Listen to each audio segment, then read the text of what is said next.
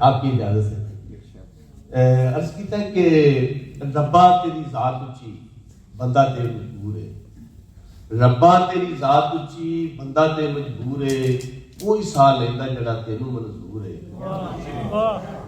ربا تیری ذات اچھی بندہ تے مجبور ہے، کوئی سا لیندا جڑا تینوں منظور ہے۔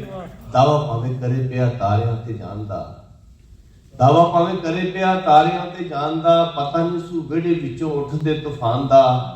یہ جیاں چل گیاں کالیاں ہنیریاں، پلاں وچ بندے ہوندے مٹی دیاں ڈھیریاں۔ بہت شکریہ۔ یہ جیاں لوکاں وچوں میرا بھائی خالد سی، سانوں اودے نال اونوں ساڈے نال پیار سی۔ قیمت دساں کنی ہے کوئی محفلاں دی جان سی، پیار دا جہان سی، وہ پنڈ دی پہچان سی۔ تو ہمارے قومی سیاست سکسس وہی تھے آج تک۔ قیمت دساں کنی ہے کوئی محفلاں دی جان سی، پیار دا جہان سی، وہ پنڈ دی پہچان سی۔ راتاں سن کالیاں وہ علم دی سویر سی، واٹاں سن اوکھیاں وہ شیر سی دلیر سی۔ جاندا سی ڈاڈا رشتے داریاں نبھانیاں، پیار دیاں پنگاں بڑی اچھیاں چڑھانیاں۔ بہت شکریہ۔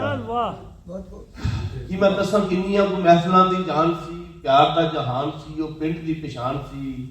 راتاں سن کالیاں وہ علم دی سویر سی، واٹاں سن اوکھیاں وہ شیر سی دلیر سی۔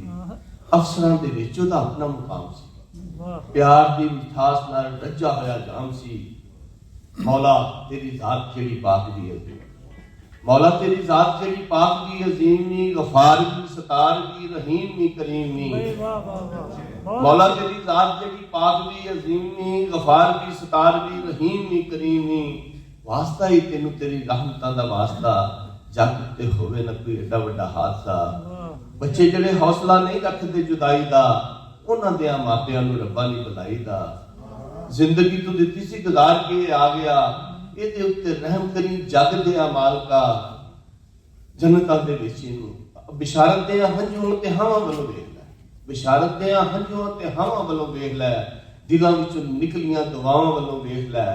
جنتاں دے وچ اینوں اے جی تھاں دے جتھے تیری رحمتاں دی بڑی بڑی چھان۔